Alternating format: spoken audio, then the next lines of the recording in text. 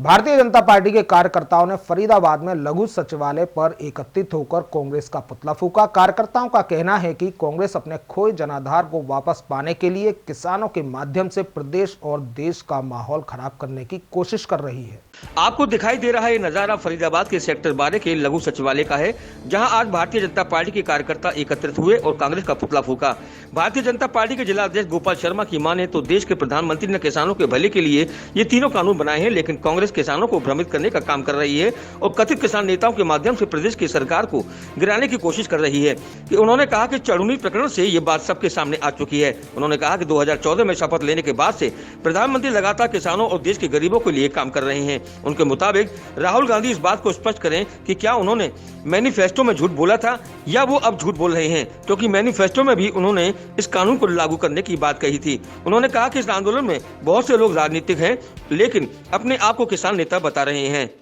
आज हमने कांग्रेस का पुतला फूंका है, क्योंकि कांग्रेस भोले भाले किसानों को गुमराह कर रही है और गुमराह करके उसको आंदोलन करा रही है। देखिए, 500 से ज़्यादा हमारे भारतवर्ष में किसानों के संगठन हैं और पंजाब में उनकी सरकार है,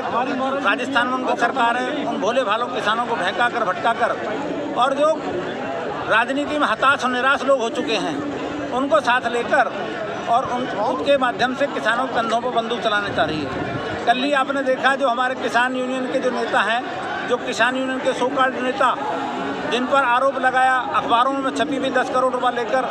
हरियाणा की सरकार को गिराने का एक षड्यंत्र कर रहे थे, वो कभी सुरदेवाला से मिल रहे थे, कभी किसी से मिल रहे थे और उनकी यूनियन ने भी उनको इस बात का यूनियन के उससे प्लेटफार्म से भी बाहर करने की बात करी और उनको जो मीटिंग्स में लाने के लिए बात करी, परंतु उस समय गुरनाम सिंह चुन्नी ने माफ़ी मांगी और माफ़ी मांगने के बाद उन्होंने कहा कि मैं ऐसी हरकत नहीं करूँगा। तो ये केवल किसानों को गुमराह करने की एक साजिश है और कांग्रेस उस पर अमली जामा पहना रही है और कांग्रेस फंडिंग कर रही है